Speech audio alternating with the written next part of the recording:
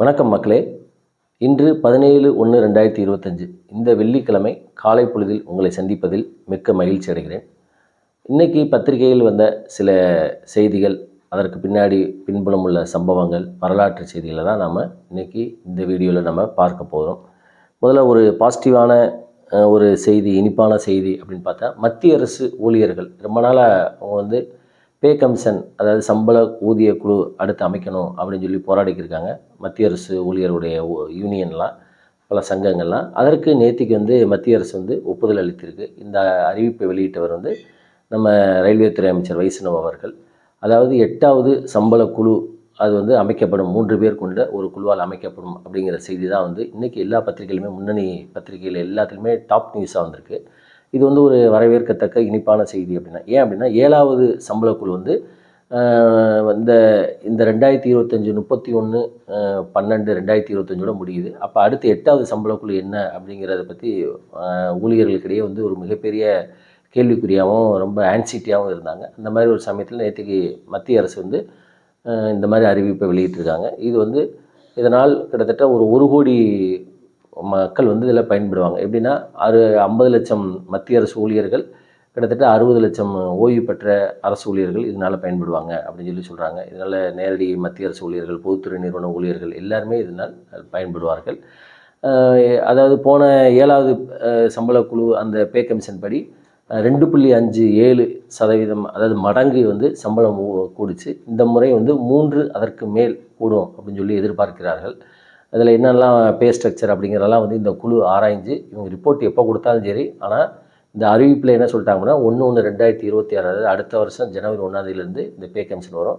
அப்படி பின்னாடி அதாவது 2027, 28 தான் இந்த 8வது சம்பள குழு அறிக்கை தாக்கல் செஞ்சால் கூட அரியர்ஸாக வாங்கிக்கலாம் அப்படிங்கிறதான் எல்லாருடைய இந்த செய்திகள், எல்லா பத்திரிகையில் வந்த செய்திகள். இது வரவேற்கத்தக்க ஒன்று. இது நல்ல, அதாவது இதன் மூலம் இப்போ மத்திய அரசு சொல்லிட்டாங்க அப்படின்னா மாநில அரசுகளும் இதை அப்படியே பின்பற்றுவார்கள் அப்படின்னு. அதனால் இது ஒரு நல்ல வரவேற்கத்தக்க ஒன்று. ஏன் அப்படின்னா இன்றைக்கி அரசு ஊழியர்களுக்கு சம்பளம் 10 ஆண்டுகளாக அவர்கள் டிஏ மட்டும்தான் கிடைக்கிது. இதனால் நிறைய போராட்டங்கள்லாம் கூட நடத்திக்கிருந்தாங்க. ஸோ அதனால் இது ஒரு பாசிட்டிவான ஒரு செய்தி அப்படின்னு சொல்லி சொல்லலாம். அப்புறம் ஸ்பேஸ், அதாவது விண்வெளியில் இந்தியா ஒரு மிகப்பெரிய சாதனை படைச்சிருக்கு. நம்ம அடுத்தடுத்த லெவலில் நோக்கி போய்க்கிருக்கோம். சந்திராயன் அப்படிங்கிற அடுத்து சூரியன், ஆதித்யா, இந்த மாதிரி போகல. அடுத்து ஸ்பேஸ் கிராஃப்டில் மனிதன் அனுப்புறது, அதே மாதிரி விண்வெளிக்கு மனிதன் அனுப்புறது, அதே மாதிரி இன்டர்நேஷ்னல் ஸ்பேஸ் ஸ்டேஷன் மாதிரி இந்தியாவும் ஒரு ஆராய்ச்சி மையத்தை ஸ்பேஸ் விண்வெளியில் உருவாக்கணும் அப்படிங்கிறதான் நம்முடைய சில திட்டங்கள்லாம் இருக்குதுன்னு வச்சுக்கோங்களேன். அந்த மாதிரி அதற்கு வழி வகுக்கக்கூடிய ஒரு திட்டம் தான் விண்கலங்களை விண்வெளியில் இணைத்தல் அப்படிங்கிறது. கடந்த டிசம்பர் 31 நம்ம இந்த இதை எக்ஸ்பெரிமெண்ட் செஞ்சு பார்த்தோம். அதை நேற்றுக்கு இன்டெகிரேட் பண்ணியிருக்காங்க. அதாவது ஸ்பேடாக்ஸ் அப்படின்னு சொல்லி சொல்லுவாங்க, ஸ்பேஸ் டாக்கிங் எக்ஸ்பெரிமெண்ட் அப்படின்னு. அதாவது 2 செயற்கைக்கோள், 2 விண்கலங்களை விண்வெளியில் இணைக்கிறது. எப்படி 2 காரை இணைக்கிறது மாதிரி, அட்டாச் பண்ணுறது மாதிரி, அல்லது ரயில்வேயில் இன்ஜின் அது கோச்சஸ் இணைக்கிறது மாதிரி 2 ஸ்பேஸ் கிராஃப்டை பூமியிலேருந்து ஆப்ரேட் பண்ணி இந்த சாதனையை நம்முடைய இஸ்ரோவோட விஞ்ஞானிகள் செஞ்சுருக்காங்க. இது ஒரு பெரிய சாதனையாக நாம் உலக நாடுகள்லாம் பார்க்குது. ஏன் அப்படின்னா இந்த கிளப்பில், இது ஏற்கனவே செஞ்ச இந்த கிளப்பில் 3 நாடுகள் தான் இருக்குது. அமெரிக்கா, வழக்கம் போல் அமெரிக்கா, ரஷ்யா, சைனா.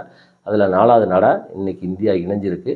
இதனால் என்ன சார் பயன் அப்படின்னு பார்த்தீங்கன்னா, அடுத்தடுத்து நம்ம ஏற்கனவே நான் சொன்னது மாதிரி கங்கயான் திட்டம், ககன்யான் திட்டம் அப்படின்னு சொல்லி சொல்கிறோம் பார்த்தீங்களா. அதாவது ஸ்பேஸ்க்கு, விண்வெளிக்கு மனிதனை அனுப்பும் திட்டம். அதே மாதிரி இன்டர்நேஷ்னல் ஸ்பேஸ் ஸ்டேஷன் மாதிரி விண்வெளியில் ஒரு ஆராய்ச்சி மையத்தை உருவாக்குறதுக்கு, அதே மாதிரி பார்த்திங்கன்னா சந்திராயன் 4, இந்த மாதிரி நிறைய திட்டங்கள், இதுக்கெலாம் இந்த செயல், அதாவது இந்த சாதனை ஒரு முக்கிய இதாக பார்க்கப்படுகிறது. அதே மாதிரி ஸ்ரீஹரிகோட்டாவில் நேற்றுக்கே பார்த்திங்கன்னா 3வது ஒரு விண்தளமும் அமைக்கப்பட்டிருக்கு அப்படிங்கிறத செய்தி. இதை பற்றி வேணால் நம்ம தனியாக வீடியோவை பார்ப்போம். அதுக்கப்புறம் மும்பையில் பார்த்தீங்கன்னா சையத் அலி கான் அப்படின்னு சொல்லி, சயீப் அலி கான் அப்படின்னு ஒரு நடிகர், பாலிவுட் நடிகர் இருக்கார். அவர் ரொம்ப பாப்புலரானது. தமிழில் நடிச்சிருக்காருன்னு தெரியல. சயீப் அலி கான் அவர் பந்த்ரேலி வெஸ்ட் அப்படின்னு சொல்லி மேற்கு, இது ரொம்ப ஒரு முக்கியமான ஏரியா, விஐபிகள் வாழக்கூடிய ஏரியா தான் மும்பையில். அங்கே நேற்றுக்கு அவருடைய வீட்டில் ஒரு கொள்ளையர் உள்ள திருட முயற்சிருக்காரு. அதை இவர் சினிமா மாதிரியே தடுக்க முயற்சிருக்காரு. இப்போ இவருக்கு 6 இடத்துல கத்தி குத்து விழுந்திருக்கு சையப் அலி கானுக்கு. அவர் வந்து ஒரு ஃபஸ்ட்டு செய்தியெல்லாம் கிரிட்டிக்கலாக இருக்கிறாருன்னு சொல்லிச்சு. அப்புறம் இப்போ வந்து அவுட் ஆஃப் டேஞ்சர், அவர் வந்து ஆபத்துலேருந்து வெளியில் வந்துட்டார் அப்படின்னு சொல்லி சொல்கிறாங்க. இது வந்து மும்பை ஃபுல்லாக ஒரு பரபரப்பாக பேசப்படுகிறது. ஏற்கனவே சல்மான் கானுக்கு அவரை கொலை மிரட்டல் அது ஒரு தனியாக போய்க்கிருக்கு. ஏன்னா அது ஒரு அமைப்பு வந்து அவருடைய அந்த சல்மான் கான் அந்த இஷ்யூலாம் நீங்கள் கேள்விப்பட்டிருப்பீங்க.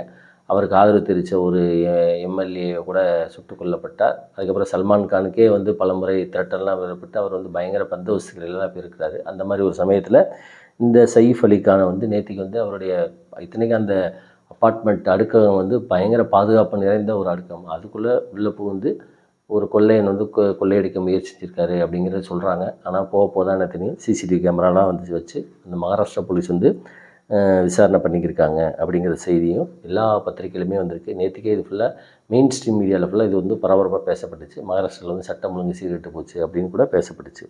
அதுக்கப்புறம் ஹிண்டன்பர்க் நிறுவனம் உங்களுக்கு தெரிஞ்சிருக்கும். போன வருஷம் 2023, 24 தொடர்ந்து குற்றச்சாட்டுக்கெல்லாம் வச்சுருந்தாங்க. குறிப்பாக வந்து ஹிண்டன்பர்க் வந்து எலெக்ஷனுக்கு முன்னாடியே வந்து பார்த்திங்கன்னா அதானியோட நிறுவனம், அந்த நிறுவனங்கள் வந்து இந்த ஷேர் மார்க்கெட்டில் வந்து நிறைய இன்ஃப்ளூயன்ஸ் பண்ணுறாங்க. போலியாக வந்து செயற்கையாக வந்து நிறுவனங்கள் உருவாக்குறாங்க.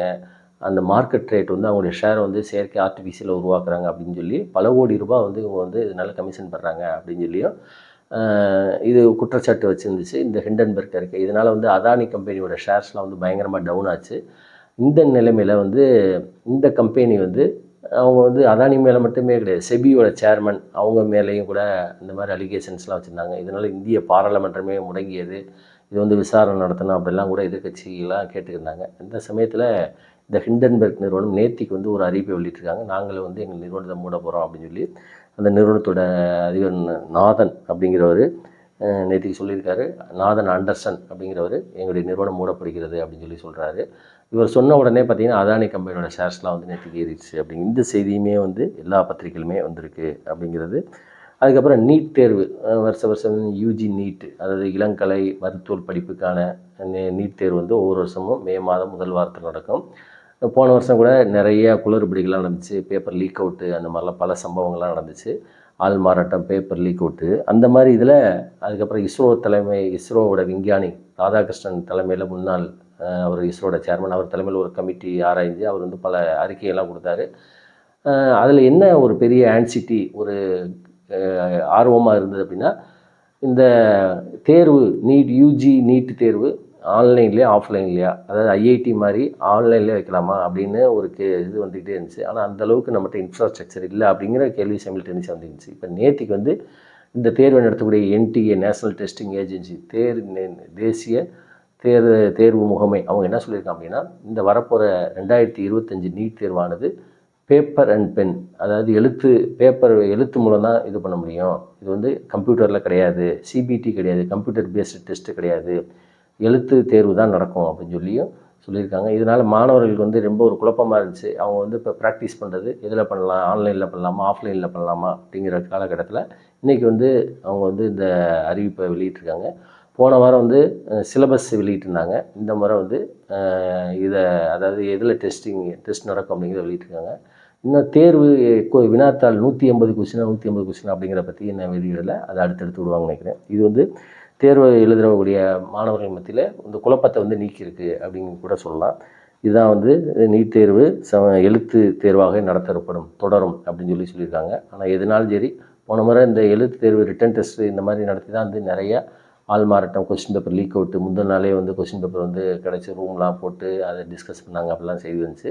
அந்த மாதிரி முறைகேடுகள் இல்லாமல் நடந்தால் அது வந்து நல்லா இருக்கும் அப்படிங்கிறது தான். அதுக்கப்புறம் வந்து சினிமாவை மிஞ்சும் ஒரு நிகழ்வு எங்கே நடந்திருக்கு அப்படின்னா கர்நாடகாவில் நடந்திருக்கு. பீதர் டவுன் அப்படின்னு ஒரு ஏரியா இருக்குது கர்நாடகாவில். அது வந்து ஒரு பரபரப்பான ஒரு முக்கியமான ஏரியா. அங்கே வந்து ஏடிஎம் மிஷினில் பணத்தை நிரப்ப வந்த அந்த ஒரு வேன், ப்ரைவேட் ஏஜென்சி, அந்த பணத்தை எடுத்துகிட்டு இறப்ப பண்ணியில் 2 பேர் வந்து டூ வீலரில் வந்து அந்த கான்ட்ராக்டர்ஸ் அவங்கள வந்து சுட்டுட்டு அதில் ஒருத்தர் இறந்துட்டார். இன்னொருத்தர் வந்து ரொம்ப இதில் இருக்கிறார், சீரியஸாக இருக்கிறாருன்னு சொல்லி பேப்பரில் செய்தி வந்திருக்கு. அந்த 93 லட்சத்தை வந்து அடிச்சுட்டு போயிருக்காங்க. அதாவது எப்பயுமே ஏடிஎம் மிஷினை தான் வந்து அடிச்சுட்டு போய் நம்ம பார்த்துருக்கோம். பணம் ஃபில் பண்ணுற நேரத்தில் திடீர்னு உள்ளே புகுந்து ஸ்ட்ரைக் பண்ணி அந்த ஒருத்தரை சுட்டு கொண்டுட்டு இந்த மாதிரி பணத்தை எடுத்துகிட்டு போயிருக்காங்க அப்படிங்கிற செய்தியும் பல்வேறு பத்திரிகைகளில் வந்திருக்குன்னு வச்சுக்கோங்க. அதுக்கப்புறம் இந்த மீனவர்களுக்கு தொடர்கதை, அது வந்து சிறைப்பிடிக்கிறது, இது வந்து ஒரு பெரிய இதாக இருக்குது. நவம்பர் மாதம் இலங்கை இராணுவ படையினால் தமிழ்நாட்டு மீனவர்கள் நாகப்பட்டினத்தை சேர்ந்த அக்கரைப்பட்டி அங்கே வந்து அக்கரைப்பேட்டை அந்த பகுதியில் சேர்ந்த மீனவர்கள் வந்து மீன் பிடிச்சிக்கிற இடத்துல இலங்கை கடற்படையினர் வந்து அதாவது பவுண்டரி லைனை வந்து தாண்டி எங்கள் ஏரியாவில் பிடிக்கிறீங்க அப்படின்னு சொல்லி அரெஸ்ட் பண்ணிட்டு போனாங்க நவம்பர் மாதம். அதில் 12 பேர்த்த வந்து இலங்கை நீதிமன்றம் விடுவிச்சிருக்கு. அவங்க நேற்றுக்கு வந்து தாயகம் திரும்பினார்கள் அப்படிங்கிற செய்தி எல்லா பத்திரிகைகளுமே வந்திருக்குன்னு வச்சுக்கோங்க. அதுக்கடுத்து வந்து பார்த்திங்கன்னா காசா போர், அது வந்து பார்த்திங்கன்னா இஸ்ரேல் காசா போர் வந்து ரொம்ப நாள் நடந்துக்கிருக்கு. கிட்டத்தட்ட 15 மாதங்களாக நடந்துக்கிட்டுன்னு வச்சுக்கோங்க. இப்போ அந்த போருக்கு வந்து ஒரு போர் முடிவு ஒப்பந்தம், அதாவது ட்ரூஸ் அப்படின்னு சொல்லி சொல்லுவாங்கள்ல, போர் நிறுத்த ஒப்பந்தம் வந்திருக்கு. இது வந்து ஒரு 3 நாடு சேர்ந்து நடத்துனாங்க. கத்தார், அமெரிக்கா போன்ற 3 நாடுகள். இந்த 3 நாடுகளும் சேர்ந்து அமெரிக்கா, கத்தார், எகிப்து 3 நாடுகள் வந்து புரோக்கரைஸ் பண்ணி பேச்சுவார்த்தை நடத்தி இந்த போரை நிறுத்துறதுக்கு, டெம்பரவரியாக நிறுத்துறதுக்கு ஒப்புதல் கொடுத்துருக்காங்க. அது வந்து கத்தாரோட பிரைம் மினிஸ்டர் நேற்று வந்து டிவியில் வந்து அறிவிச்சிருக்காரு. 19ஆம் தேதியிலேருந்து இந்த போர் நிறுத்தப்படும் அப்படின்னு சொல்லியிருக்காங்க. இதுதான் சில முக்கியமான செய்திகள். அதுபோக சிங்கப்பூரோட அதிபர் சண்முகநாதன் அவர் வந்து இந்தியா வந்திருக்கார், 5 நாள் சுற்றுப்பயணம். இந்த மாதிரி பல செய்திகள் இன்றைக்கி பத்திரிக்கையில் வந்திருக்கு. நம்ம வந்து ஸ்பேஸ் கிராஃப்ட் பற்றி நான் தனியாகவே ஒரு வீடியோ போடுறேன், அதையும் பாருங்கள். அதே மாதிரி 8வது பே கமிஷன் அதை பற்றி ஒரு தனியாக வீடியோ போடலான்னு இருக்கேன். தொடர்ந்து ஆதரவு தரும் அனைத்து நல்லுள்ளங்களுக்கும் என் நன்றி. இந்த வீடியோ பிடிச்சிருந்துச்சா லைக் பண்ணுங்கள், ஷேர் பண்ணுங்கள். மறக்காமல் உங்களுடைய நண்பர்களுக்கெலாம் வந்து இந்த வீடியோ அனுப்பிச்சி வைங்க. நம்முடைய நோக்கம் வந்து அரசியல் விழிப்புணர்வு தான். மீண்டும் நாம் அடுத்த வீடியோவில் சந்திப்போம். நன்றி, வணக்கம்.